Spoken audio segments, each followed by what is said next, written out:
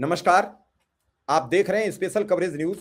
मैं हूं आपके साथ शिव कुमार। मेरे साथ हैं राजनीतिक विश्लेषक डॉक्टर संदीप यादव जी। स्वागत और अभिनंदन। भारत में गैस की मारामारी, सरकार कह रही है ये किल्लत विपक्ष के नेता पैदा कर रहे हैं। 2 लोगों की अब तक जान भी जा चुकी है। अगर मारामारी न होती तो जान क्यों जाती। इससे पहले आपको बताएं, पूरा देश लगा था लाइन में नोटबंदी पर, उसके बाद अभी लगा दिया वोटबंदी पर, अब लगा दिया गैस पर। अब यह समस्या विकराल सरकार के लिए फंस गई कि इस समय 5 राज्यों के चुनाव निकल आए हैं तो वो कुछ कर नहीं पा रहे। और 5 राज्य के मुख्यमंत्री, 5 राज्यों में जो विपक्ष के नेता हैं, वो अपनी उपस्थिति दर्ज कराएं, इतना बड़ा मुद्दा सबके लिए मौजूद है। भाजपा कह रही है इसमें हम क्या करेंगे भाई। प्रधानमंत्री इजराइल जाते हैं, दूसरे दिन हमला हो जाता है और ईरान के सर्वोच्च लीडर अली खामेनेई मारे जाते हैं। उनकी मौत पर भारत की सरकार शोक तक व्यक्त नहीं कर पाती। यहां के कुछ अंधभक्तों ने यह कहा कि वो थे कौन। अरे वो थे नहीं तो फिर बाद में विदेश सचिव क्यों गए शोक संदेश देने? विदेश मंत्री ने क्यों बात की, संवेदना क्यों जाहिर की? तो ये 8 दिन क्यों लगे? अब गैस का मसला है। गैस कैसे भारत में हालात सुधरेंगे? रोज नई नई बातें। कभी कहा जाता है पीएनजी का सिलेंडर सरेंडर कर दो तो एलपीजी मिलेगी, एलपीजी सरेंडर कर दो तो पीएनजी मिलेगी। संदीप जी, मेरा आपसे एक बड़ा सवाल है, भारत में गैस की किल्लत बार बार क्यों पैदा होती है? क्या यह सिर्फ अंतरराष्ट्रीय बाजार की समस्या है या देश के अंदर की नीतियों की भूमिका? देखिए शिव कुमार जी, ये जो विदेशों में जब गैस की किल्लत बढ़ती है, जैसे कोई क्राइसिस आ जाए, आप देखिए कि गल्फ में युद्ध छिड़ गया है, खास करके स्ट्रेट ऑफ होर्मुज को ईरान ने बंद कर दिया और भारत जो है करीब करीब 33 बिलियन क्यूबिक मीटर जो लिक्विफाइड पेट्रोलियम गैस है वो कतर, यूएई और अमेरिका से मंगाता है, जिसमें भारत का एक बड़ा जो एक्चुअली आधा तो भारत में जो खपत है वो 70 billion cubic metre liquefied petroleum gas की या इस गैस की जरूरत पड़ती है। इसमें से आधा भारत उत्पादन कर लेता है, आधा से थोड़ा सा कम 48% के आसपास, 50 से 52% वो बाहर से मंगाता है। इसमें बड़ा हिस्सा कतर से और यूएई से आता है और वो स्ट्रेट ऑफ होर्मुज से आता है। उसका जो आना जाना था वो रुक गया। और जब दुनिया में कोई भी कंफ्लिक्ट होती है तो इस तरह की क्राइसिस आती है और भारत संकट में पड़ जाता है। भारत जो गैसेज उत्पन्न करता है वो आंध्र प्रदेश का कुछ बेसिन का इलाका है, K6 बेसिन है, फिर बॉम्बे हाई है और कई सारे गैस उत्पादन की जगहें हैं, जैसे आसाम में है, ऑयल फील्ड्स हैं, बॉम्बे हाई का ऑयल फील्ड है। लेकिन कई जगह जहां से ये प्रोड्यूस हो रहा है वो बहुत पुरानी हो गई है और भारत में और कोई नया भंडार मिला नहीं है, या फिर भारत में ऑयल या फिर गैस के जो भंडार मिलने की संभावनाएं हैं वहां भारत ने उसको एक्सप्लोर करना बहुत खर्चीला काम है, उसको नहीं कर पा रहा है। तो इस तरह से ये इस तरह कुछ भी अगर वैश्विक गड़बड़ी होती है तो उसमें ये संकट और गहरा हो जाता है। भारत में यही हुआ कि भारत में लिक्विफाइड पेट्रोलियम गैस की जो का प्रोडक्शन था वो कम हो गया और उसकी वजह से भारत के कई राज्यों में, चाहे तमिलनाडु, कर्नाटक, पंजाब, इन सब राज्यों में अभी पूरे भारत में हम देख रहे हैं कि 4-4, 5-5 दिन से कोई इसको भले अफवाह कहे, लेकिन छोटे छोटे जो लोग ठेले पर भी अपना समोसा पकौड़े की दुकान करते थे उनका भी काम रुक गया। जी शिव कुमार जी। संदीप जी, जो आप बात कह रहे हैं वो बड़ी गंभीर है। हमारे ऑफिस के नीचे कई चाय वाले, कई खोमचे वाले, कई ठेले वाले, रेहड़ी पे जो बैठे हैं लोग, उन सबका कारोबार बंद है। हमारे यहाँ एक डोसा लगाता था, जिस दिन से ये क्राइसिस हुई है बंद है, क्योंकि सिलेंडर 3,000 रुपया तक चला गया। अब जो सिलेंडर 1,000 रुपया का आता था वो 3,000 का आएगा। डोसा जो बिकता था 50 रुपया का, वो 70 रुपया का नहीं बिकेगा एकदम। तो उसने बंद करना ठीक समझा। हमारा चाय वाला है, उसे सिलेंडर नहीं मिला तो कल लोगों ने उसे समझाया कि कोयले की भट्टी ले आओ, तो कोयले की भट्टी ले आया। अब उस पर वो कितने दिन काम कर पाएगा कि नहीं कर पाएगा, क्योंकि गरीब जो दिल्ली में रह रहा है वो काम नहीं करेगा तो संदीप जी वो जाएगा कहाँ। मेरा अगला सवाल है आपसे, क्या भारत की बढ़ती ऊर्जा जरूरतें गैस की कमी का मुख्य कारण है? आखिर देश की आबादी, उद्योगों की बढ़ती मांग इस संकट को कैसे बढ़ा रही है? बिल्कुल, बहुत ही महत्वपूर्ण बात है। जैसे मैंने अभी जिक्र किया, क्योंकि आबादी बढ़ रही है, डिमांड बढ़ रही है, लेकिन प्रोडक्शन नहीं है, तो हम आयात पे निर्भर हैं।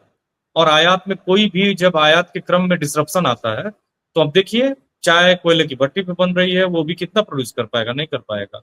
तो मैंने बताया ना कि पुराने गैस फील्ड जो हैं, चाहे वो मुंबई हाई का हो या फिर आसाम के कई पुराने ऑयल फील्ड्स हैं, वो बहुत पुराने हो चुके हैं। वहां गैस की प्रोडक्शन उतनी नहीं हो पा रही है। नए खोज कम हो रही है, नए खोज में पैसे का खर्च है, और वो खर्च जो है आप करोगे तब जाके आपको नए सोर्सेज मिलेंगे। और गहरे समुद्र में खुदाई बहुत ही महंगी है।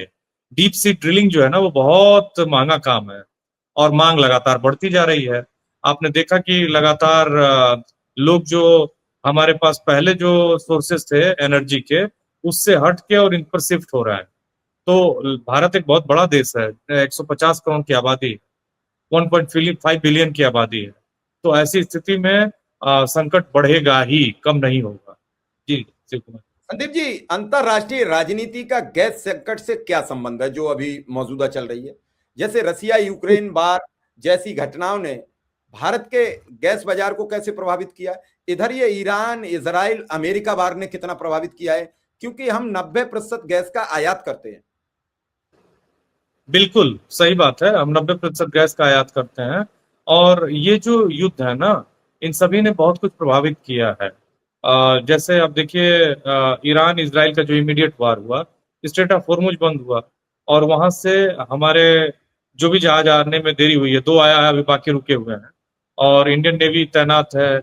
और हमारी सरकार ने बात किया ईरान से, और ईरान की सरकार ने कहा है कि इजराइल और अमेरिका की शिप को छोड़कर सारे जो शिप हैं वो जाएंगे। तो अब आप इस बात को समझिए कि कुछ भी पॉलिटिकल कंडीशंस अगर वोलेटाइल होती हैं, दिक्कत में पड़ती हैं, तो हमारा देश उसको संघर्ष सब सफर करेगा ही करेगा। जैसे यूक्रेन और रूस में भी गैस के जो ना कई सोर्सेज हैं, और गैस वो सस्ते दामों पर भी देते हैं, तो वहां से जो सप्लाई रुक गई है, इससे हम लोग और घाटे में हैं, क्योंकि बहुत सारी चीजें जो कंपटीशन होता है बाजार में बेचने का, वो अब जब आपको कम हो जाएगा तो ऑब्वियस है कि आपको चीजें महंगी मिलेंगी। तो ये एक संकट का मसला है वैश्विक। और जब वैश्विक कॉन्फ्लिक्ट होगा तो कहीं ना कहीं पूरी दुनिया के लोग प्रभावित होते हैं शिव कुमार जी। जैसे आपने देखा होगा कि फर्स्ट वर्ल्ड वार में तबाही भारत तक भी पहुंची, सेकेंड वर्ल्ड वार में भी हमारे बहुत सारे सैनिक जो अंग्रेजों की तरफ से लड़ रहे थे, फ्रांस, इंग्लैंड, अमेरिका और जो जर्मनी के खिलाफ लड़ रहे थे, उसमें हमारे भी सैनिक शामिल थे। उन्हीं की याद में हमारा जो इंडिया गेट है दिल्ली का, वो बनाया गया, जो सेकेंड वर्ल्ड वार में मारे गए थे अंग्रेजों की तरफ से लड़ते हुए उस युद्ध में। जी शिव कुमार जी। क्या भारत गैस के मामले में जरूरत से ज्यादा आयात पर निर्भर है? अगर हाँ, बिल्कुल तो इसका हमारी अर्थव्यवस्था और ऊर्जा और सुरक्षा पर क्या असर पड़ता है?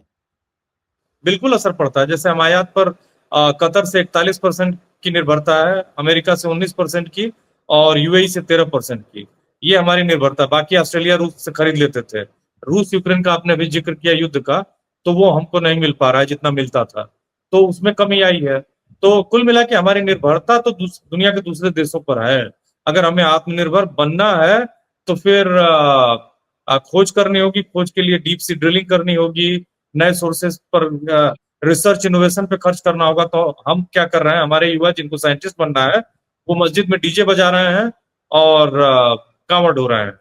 विज्ञान की पढ़ाई की जगह पर वो, देखिए शिव कुमार जी, कई सारे लोगों को ये बात बहुत ही हल्की लग सकती है, लेकिन जो भी देश धर्म के धर्म पर गया, वो बर्बादी की तरफ गया। आपको विज्ञान की तरफ जाना होगा, आपको चेतना की तरफ जाना होगा, आपको ज्ञान की तरफ जाना होगा, ज्ञान की खोज की तरफ जाना होगा, तब जाके देश में साइंटिफिक टेम्पर जब बढ़ेगा, और जब देश में हमारे युवा बहुत बेहतर निकलेंगे और देश शांति से प्रगति के रास्ते पर होगा, तब जाके हम ये सब सारी चीजें कर सकते हैं। इसीलिए पीस का सीधा संबंध हमारी प्रगति से है। इस क्राइसिस में कहीं ना कहीं हम मतलब ये बताया है कि हम आत्मनिर्भर नहीं है, तो देखिए हमारा खाना बनना रुक गया, चूल्हा रुक गया। थोड़ा और ही अगर बढ़ता तो घरों में खाने के लाले पड़ जाते शिव कुमार जी। ये बहुत बड़ा गंभीर संकट था, सरकार इसको भांप ही नहीं पाई। उसकी कूटनीति भी फेलियर है, विदेश नीति भी फेलियर है, और जनता के लिए जो बनाई जाने वाली नीति है वो तो फेलियर ही है। जनता को लाइन में लगाने की इनकी हमेशा आदत रही है। जी। संदीप जी, सरकारी योजनाएं जैसे प्रधानमंत्री उज्ज्वला योजना, सिलेंडर एक बार भरा गया फिर नहीं भरा गया, क्या ऐसी योजनाएं भी गैस की मांग को बहुत तेजी से बढ़ा रही हैं? जैसे ही गैस पता लगी तो सारे लोग निकल पड़े कि सिलेंडर ले लें, पता नहीं मिलेगा कि नहीं मिलेगा, और क्या सप्लाई उसी गति से बढ़ पा रही है? नहीं हो पा रही है। देखिए सरकार ने क्या किया, सरकार ने पहले तो उज्ज्वला योजना की सच्चाई बता दूं, गांव में जो इन्होंने सिलेंडर्स बांटे वो बहुत सारे मैंने वो लोग दोबारा भरवाने वालों की एक बड़ी संख्या थी, दोबारा न भरवाने वालों की, क्षमा करिएगा, वो नहीं भरवा पाए, वो पड़े हुए हैं वैसे ही। लेकिन सरकार ने क्या किया कि इस क्राइसिस, आपने देखा होगा कि क्राइसिस, जब उनको लगा कि क्राइसिस आ गई है सामने, तो उन्होंने 60 रुपए दाम बढ़ाए, सोचा कि लोग डिमांड कम करेंगे। एक्चुअली लोगों की अब जो निर्भरता है ना वो गैस पे हो चुकी है। जब 2 कमरों के फ्लैट में रहते हैं तो वो चूल्हे पे खाना कैसे बना लेंगे? वो कोयले की भट्टी में खाना बना लेंगे दिल्ली में या किसी महानगर में या किसी भी शहर में? ये लगभग मुश्किल है। तो ऐसी स्थितियों में सिलेंडर पर आपकी निर्भरता है और जितनी आपकी खपत है उतना आपका प्रोडक्शन है नहीं। तो ऐसी स्थिति में क्राइसिस होनी ही थी और उज्ज्वला योजना में सिलेंडर बांटे गए हैं, कुछ लोगों ने रेगुलर भी उसका उपभोग करना शुरू किया है, लेकिन फिर भी भारत में अभी और भी ज्यादा कंजम्पशन गैस का बढ़ेगा, क्योंकि बहुत सारे लोग अभी मतलब जो पुरातन हमारे एनर्जी के स्रोत थे या खाना वाना बनाने के स्रोत थे उस पर अभी भी निर्भर है और उससे वो धीरे धीरे बाहर आ रहे हैं। तो ऐसी स्थितियों में संकट वैसे ही बना रहेगा। शिव कुमार जी। तो अब अगर ये रहा, क्या भारत के पास पर्याप्त घरेलू गैस सिलेंडर यानी नेचुरल गैस रिजर्व नहीं है? और अगर है तो उसका दोहन ठीक से क्यों नहीं हो पा रहा है? लोग चिल्ला रहे हैं सिलेंडर नहीं मिल पा रहा है, किसी की बिटिया की शादी है, किसी के परिवार में कोई मौत हो गई, मातम हो गया, उसे सिलेंडर की जरूरत है, ईद आ रही है, बड़ा त्योहार है एक समुदाय का, अभी हमारे लोगों के नवदुर्गा आ रहे हैं, हिंदुओं के बड़ा पर्व है, हर घर में देवी की पूजा होती है, तो कैसे फिर ये सब मैनेज होगा? मैंने बताया ना कि हमारे जिस देश में करीब करीब 70 बिलियन क्यूबिक मीटर गैस की खपत होती है, जिसमें 35 billion BCH, 33 billion cubic metre BCM, sorry, हम प्रोड्यूस कर पाते हैं, लेकिन बाकी हम 52-53% के आसपास दूसरे देशों पे निर्भर है, जिसमें एलपीजी जो है भारत में वो करीब करीब 40% बनती है और 60% जो है वो बाकी हम दूसरे देशों से ले आते हैं, जिनका मैंने जिक्र किया था। तो हम मैंने बताया ना कि इस तरह के कॉन्फ्लिक्ट में हम लगातार कहीं ना कहीं वल्नरेबल रहेंगे और हम एक्सपोज हो जाएंगे। तो भारत सरकार की जो इस तरह की व्यवस्थाएं हैं वो एक्सपोज हो गई हैं, वो कहीं ना कहीं फेल हैं और इसको स्वीकार करना चाहिए। जी। ये गैस की बढ़ती कीमतें छोटे परिवारों पर इसका क्या असर होगा? आम परिवारों पर क्या होगा? छोटे व्यवसायियों पर क्या इसका असर पड़ेगा? जैसे इधर गैस की समस्या उत्पन्न हुई, उधर 60 रुपया सिलेंडर बढ़ा दिए गए, वो पैसे नहीं बढ़ते तो गैस की इतनी किल्लत नहीं होती, उस पैसे बढ़ने से लोगों को समझ में आया कि गैस समस्या में आ गई। बिल्कुल, देखिए पैसा जो बढ़ रहा है शिव कुमार जी, उससे क्या होगा कि महंगाई बढ़ेगी, क्योंकि उससे जुड़ी हुई जितनी भी चीजें हैं जो उससे निर्भर हैं, जैसे गैस से जुड़ा हुआ जो रेस्टोरेंट का धंधा है, खाना बनने का काम है, छोटे छोटे उद्योग हैं, वो सब अपने दाम बढ़ा देंगे, क्योंकि आप गैस का दाम बढ़ा रहे हो तो उससे जुड़ी हुई सारी चीजों का वो दाम बढ़ाकर ही रिकवर करेंगे। तो देश में महंगाई बढ़ेगी, देश में महंगाई बढ़ेगी तो फिर लोग कंजम्पशन कम करेंगे, प्रगति का उससे सीधा रिलेशन है। तो ऐसी स्थितियों में दिक्कत होगी। क्या आपको ऐसा लग रहा है गैस कंपनियां वितरण व्यवस्था में भी कोई संरचनात्मक समस्या आ रही है? कई जगह सिलेंडर समय पर क्यों नहीं मिल पा रहे हैं? लोगों ने यह कहा कि हम 5 दिन में सप्लाई दे देंगे, तो कई जगह मैंने देखा, आज मेरे एक पत्रकार साथी हैं लखनऊ में, उन्होंने 10 तारीख को बुक किया और 17 तारीख तक सिलेंडर, 18 तक नहीं मिल पा रहा, 17 तक। तो फिर वो देखिए एजेंसी पहुंचे तो उन्होंने पूछा कब का बट रहा है, तो उन्होंने कहा ये 12 तारीख का। तो उन्होंने कहा मेरा 10 का बुक है, मेरा क्यों नहीं गया? कि वो कर्मचारी नहीं आ रहे हैं, कर्मचारी सिलेंडर लेकर जाने में खतरा महसूस बिल्कुल, कर एकदम रहे हैं। सही बात।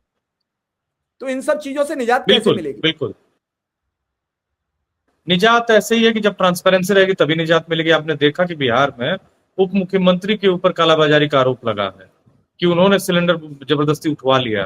तो ऐसी स्थितियां जैसे कि एक्चुअली दिक्कतें क्या है ना कि जब डिमांड कम रहती है भारत जैसे देश में, तो चीजें ये लोग फिर कर भी कर मैंने डिलीवर कर पाते हैं, वो भी टाइम पे बहुत नहीं हो पाती हैं। लेकिन जैसे सिलेंडर का ट्रांसपोर्टेशन अभी बहुत मुश्किल में है, ट्रांसपोर्टेशन नहीं हो पा रहा है, सेफ्टी का भी मसला है। जैसा आपने बताया कि 2 लोगों की जान जा चुकी है इस कॉन्फ्लिक्ट में, जहां लोग लाइनों में लगे थे, एक दूसरे से झगड़ के जान चली गई। कितनी भयावह खबरें हैं ये। भंडारण क्षमता नहीं है हमारी उतनी एजेंसीज के पास। एजेंसीज दे दिया गया है, बताया जाता है कि 25,000, जब ये क्राइसिस निकल के आई तो बताया गया कि 25,000 के आसपास हमारे पास एजेंसीज हैं। तो क्या 25,000 एजेंसीज इतने बड़े देश में काफी है? नहीं है। और भी एजेंसीज होनी चाहिए, कम से कम 50,000 होनी चाहिए। उनकी भंडारण की क्षमता होनी चाहिए, वितरण की क्षमता होनी चाहिए, ट्रांसपोर्टेशन की क्षमता होनी चाहिए, सब नहीं है। इसी की वजह से लॉजिस्टिक्स और जो आपने कहा ना कि वितरण व्यवस्था पूरी भारत में अभी छोटी सी क्राइसिस में कोलैप्स हो गई है। जी संदीप जी, ये तो बड़ी समस्या हो गई कि इतने बड़े देश की कोलैप्स हो जाएगी तो कैसे पड़ेगा। क्या भविष्य में भारत में गैस के विकल्प जैसे सौर ऊर्जा, बायोगैस या इलेक्ट्रिक कुकिंग की ओर तेजी से बढ़ना चाहिए देश को? मैंने बताया ना कि देखिए ऐसा है कि भारत में रिसर्च और इनोवेशन पे खर्च होना चाहिए जोरदार ढंग से। तो भारत सरकार जो है वो शिक्षा से दूर जा रही है, साइंटिफिक टेम्पर से दूर जा रही है, रिलीजन की तरफ फोकस जा रहा है। ठीक है, रिलीजन एक व्यक्तिगत मामला है, लेकिन साइंस की पढ़ाई पर जोर देना चाहिए। युवाओं को प्रेरित करना चाहिए कि वो नए नए रिसर्च और इनोवेशन पर जोर दें। सही बात है कि सौर ऊर्जा, लेकिन सौर ऊर्जा पे भी कितना काम है हमारा। हमारे सारे सोर्स के मैंने सोलर पैनल जो है वो चाइना से आ रहे हैं। तो देखिए, पढ़ेंगे लिखेंगे नहीं आप तो आपको दूसरों पर निर्भर रहना पड़ेगा। तो सोलर एनर्जी में भी हम कोई बहुत बड़ी ताकत नहीं है, हमको ताकत बनना था। लेकिन बहुत सारे हमारे सोलर पैनल की जो प्लेट्स हैं वो सब चाइना से आती हैं। तो हम नहीं जब तक बनाएंगे तो कैसे निर्भर होंगे भाई? जब हमारा उसमें अच्छा खासा पैसा खर्च हो जाएगा तो फिर हम रिकवर कैसे करेंगे? यही वो प्रॉब्लम है। नहीं तो सोलर एनर्जी तो अल्टरनेट एनर्जी का एक बहुत बड़ा स्रोत है। दूसरा, बायोगैस की आपने बात की, ये भी हम लोग उतना पूरे भारत में फैला नहीं पाए। ग्रामीण इलाकों में तो एक बहुत बड़ा ये काम हो सकता था, जिसको ठीक से नहीं किया गया। इलेक्ट्रिक कुकिंग, तो इलेक्ट्रिक हम अगर सोलर एनर्जी से निकालें या फिर तमाम तरह की जो सोर्सेज है वहां से निकालें तो ये एक सोर्स हो सकता है। पूरे यूरोप में इलेक्ट्रिक चूल्हे ही यूज होते हैं शिव कुमार जी। वहां गैस चूल्हा किसी के घर में नहीं मिलेगा आपको पूरे यूरोप में। हाइड्रोजन ऊर्जा भी एक अच्छा सोर्स है। तो ये इस तरह के सोर्सेस पे हम शिफ्ट करके कर सकते हैं, लेकिन हमारा फोकस मैंने बताया ना कि उस तरह से नहीं है। आप देखिए ना कि जो प्रेजेंट क्राइसिस है, भारत सरकार ने कितनी प्लानिंग की थी। मैंने प्रधान सेवक जी वहां थे और 28 को हमला हो गया।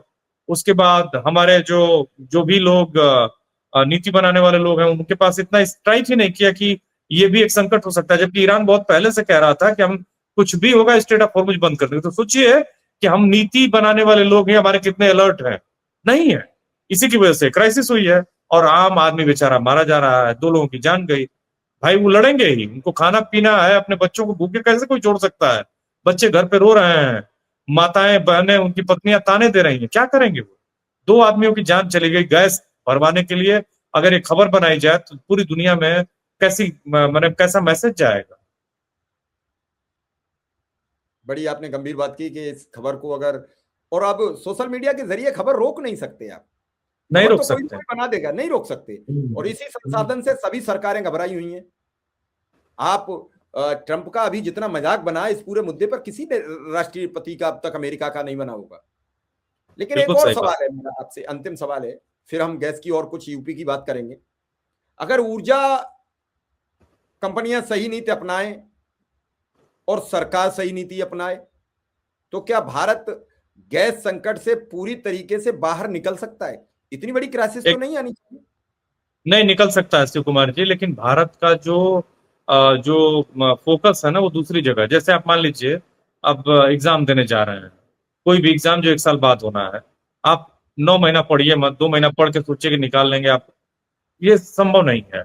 उसी तो तरह का भाजपा जैसे घरेलू। भाजपा एक सेकंड, भाजपा तो पूरे साल चुनावी मोड में रहती है तो वो परीक्षा पास करती है। आपने ये कैसे कह दिया? वो चुनावी मोड में 24 घंटे रहते हैं। नहीं, वो चुनाव हिंदू मुसलमान करने वाला चुनाव, डीजे बजाने वाला चुनाव तो आसान है, लेकिन पढ़ने लिखने का काम, क्रिएटिव काम, वो डिस्ट्रक्टिव काम तो आसान है, लेकिन क्रिएटिव काम एकदम मुश्किल है। तो घरेलू गैस का उत्पादन जो बढ़ाना है शिव कुमार जी, वो बढ़ाना पड़ेगा। नए गैस भंडार की खोज करनी होगी जिसपे हमारी कोई माने हमारा फोकस नहीं है। वितरण प्रणाली को मजबूत करना होगा, जैसे कि जो भी आए वो लोगों में एकदम समय पर बंट जाए।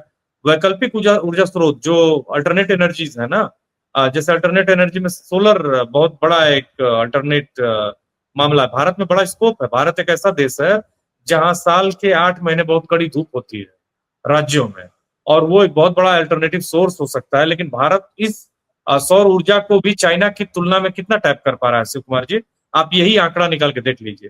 तो आप जानबूझ के जब पीछे रहोगे तो क्राइसिस तो आपको मैंने कहा ना, जो मेटाफर यूज किया एग्जाम वाला, कि आप पढ़ोगे नहीं तो कैसे पास करोगे। आपको पढ़ना होगा, मैंने आपको कोशिश करनी होगी, आपको लगातार लगे रहना होगा, आपको जो काम करना है वो करना होगा। तो ये नहीं हो रहा है, इसी की वजह से संकट है, क्योंकि हमको तैयारी करनी होगी और तैयारी की जा सकती है, लेकिन हमारा उस पर फोकस जितना होना चाहिए उतना है नहीं। जी। क्या आपको लग रहा है कि गैस की क्राइसिस देश में बहुत भयंकर हो चुकी है? इस क्राइसिस से कैसे सरकार निपट पाएगी? लोगों को कैसे भरोसा दे पाएगी? लोग चूल्हे खरीद रहे हैं, लोग कोयला खरीद रहे हैं, लोग गैस की वजह से जो रोजमर्रा की मजदूरी वाले थे कि अपना साइकिल पर गैस का छोटा वाला सिलेंडर रखा, एक कढ़ाई रखी और अपने पकौड़ी रख ली, मिर्च रख ली और अपना बेच बाच के आए, शाम को परिवार का पेट भर लिया। ये लोग कहाँ जाए? ये फिर वही हालत हो जाएगी कि कमजोर वर्ग के लोग या तो पैदल फिर गांव निकलेंगे या फिर किसी और साधन से निकलेंगे, क्योंकि जब वो जाने लायक बचेंगे तो उनके पास किराया भी नहीं होगा, क्योंकि 15 दिन 20 दिन तो वो जब तक पैसे रहेंगे वो यहीं रहेंगे, जाएंगे नहीं। और अब कोरोना तो है नहीं कि एकदम सब बंद कर दिया गया तो मकान मालिक कह देगा आराम से निकल जाओ, फिर किराया कैसे दे पाएंगे? तो फिर वो दुख छिप कर ही भागेंगे, और भागेंगे तो फिर कोई पैदल भागेंगे। क्या इस सब को लेकर सरकार कोई पहल करेगी या विपक्ष कोई आवाज उठाएगा? देखिए शिव कुमार जी, विपक्ष तो आवाज उठा रहा है, लेकिन उसकी सुनवाई कितनी हो रही है ये अलग बात है। अमेरिका की सफलता का या डॉलर की मजबूती का राज है कि उसने 1970 के दशक में अमेरिका सऊदी अरेबिया के साथ पेट्रो डॉलर की, हम पेट्रोल को हमेशा डॉलर में ही बेचा जाएगा, खरीदा जाएगा, इसका करार कर लिया, और उसकी वजह से डॉलर उसका हमेशा मजबूत रहा। और उसने सऊदी अरेबिया से ये भी करार कर लिया कि हम उसको मिलिट्री प्रश्रय देंगे, और सऊदी अरेबिया को भी लगा कि उसको एक कहीं ना कहीं से उसको सिक्योरिटी मिल रही है। तो ऐसा हुआ कि अमेरिका मजबूत हो गया। भारत भी तभी मजबूत होगा जब एनर्जी एक बहुत महत्वपूर्ण किसी भी देश के ग्रोथ में एक महत्वपूर्ण अवयव है। बिना एनर्जी के आप कुछ नहीं कर सकते हैं।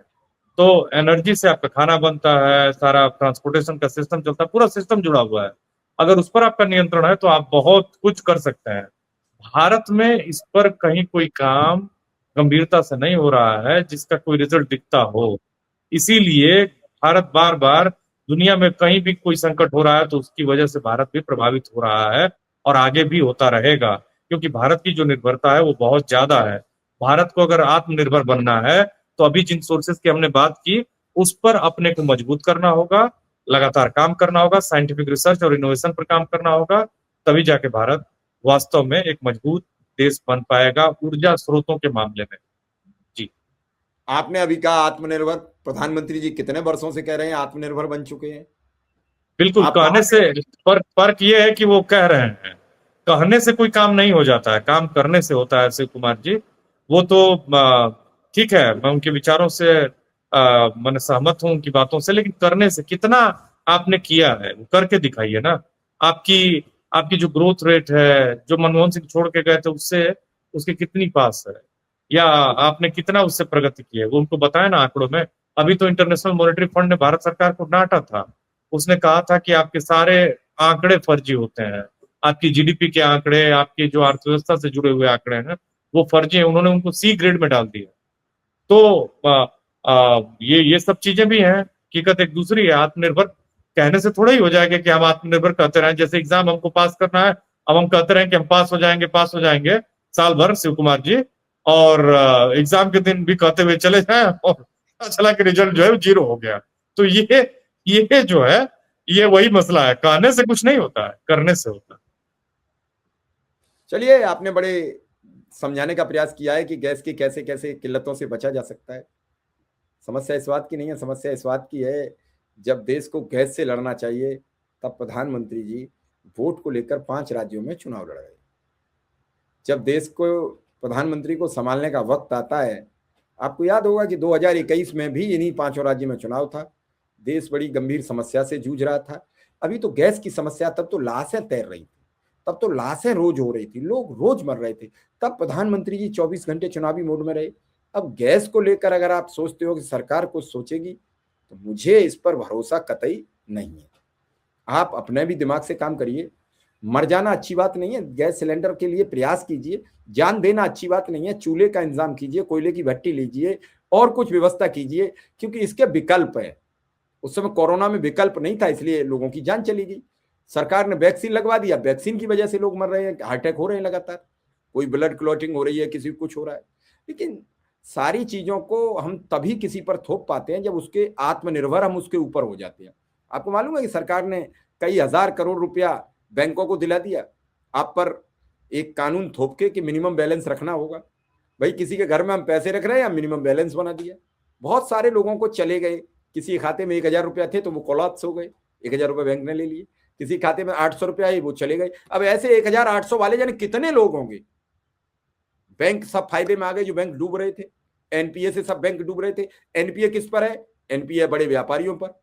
चला रुपया किसका जा रहा है? गरीब का, जो गांव का मजदूर मुश्किल से 2000 रुपए बैंक में जमा कर पाता है, पता लगता है उसका खाता बैंक के एम्प्लॉय ने चुपचाप 10,000 रुपए मंथली वाला खोल दिया है। 3 महीने बाद वो ये सोच के जाता है मेरे अकाउंट में 1000 रुपए पड़े हैं, चलो 500 रुपए ले आऊं, बिटिया के कपड़े ले आऊंगा, बेटी की फीस जमा कर दूंगा, या बिटिया के बेटे की ड्रेस ले आऊंगा। वहां जाता है संदीप जी, तो उसके खाते में 0 बैलेंस होता है। वो क्या करेगा? तो कई सवाल है, इस गंभीर मुद्दे पर भी हम बात करेंगे। कल संदीप जी से कहेंगे कि डाटा कलेक्ट करें, और कल इस पर बहुत गंभीर ये मुद्दा है कि देश किस तरीके से, आज एक सांसद हैं राघव चड्ढा, वो किसी भी दल के हो, मैं उनका स्वागत करता हूं, ऐसे सवाल नहीं, किसी दल के क्या, वो भारत के नागरिक है। और दूसरी बात शिव कुमार जी, ये आपका बैंक में बैलेंस, देश के लोग गरीब है तो बैंक में बैलेंस क्या होना चाहिए? आप बैंक में आपके बैलेंस नहीं है तो आप खाते बंद कर दोगे, सीज कर दोगे। आप खुद कह रहे हो कि 80 करोड़ लोगों को हम राशन देते हैं, आप ही तो कह रहे हो। बिल्कुल। और दूसरी बात सिम देखिए, धोखाधड़ी देखिए, पूरी जो टेलीकॉम इंडस्ट्री उसको मोनोपोलाइज कर लिया है कंपनी ने। उसका पूरा बड़ा व्यापार है, झूठ मूठ का दिखाने के लिए एयरटेल है, और एक कंपनी ने फ्री में सिम बांटा, 1 साल फ्री में डेटा दिया, उसके बाद वो शोषण कर रही है लोगों का। उसने मिनिमम इतना कम कर दिया कि अगर आपके पास 2-3 सिम है तो आपको 1000 रुपए अपने जेब से डिलीट करना है, और वो लूट रही है, मोनोपोलाइज कर लिया पूरे मार्केट को। एक क्लासिकल एग्जाम्पल है कि कैसे इस देश में रिसोर्सेज का एक कंपनी मिलकर लोकतांत्रिक देश में दोहन कर रही है। हकीकत में वो कंपनी ही एक देशद्रोही कंपनी है। तो इस टेलीकॉम लूट पर भी रोक लगनी चाहिए। ट्राई नाम की संस्था, जिसे telephone regulatory authority of India कहते हैं, वो बिना काम किए और नाम मात्र की संस्था बन के रह गई है, और देश में गरीब लोगों को लूटा जा रहा है। ये लूट बंद होनी चाहिए। चलिए फिलहाल हम आपसे इजाजत लेंगे। कल हम 2 मुद्दों पर आपसे बात करेंगे। दर्शकों को अभी से इसलिए बता देते हैं, पहला बैंक की लूट और सिम के जरिए लूट की 12 महीने का टैक्स 13 महीने में क्यों लिया जा रहा है। ये 2 लूटें बड़ी हैं, और वो कंपनी अब अमेरिका में इन्वेस्ट करके वहां प्रोजेक्ट लगाएगी, उस पैसे से हमें लाभ भी नहीं मिलेगा। फिलहाल इस प्रोग्राम में इतना ही। आपका बहुत बहुत आभार, बहुत बहुत धन्यवाद।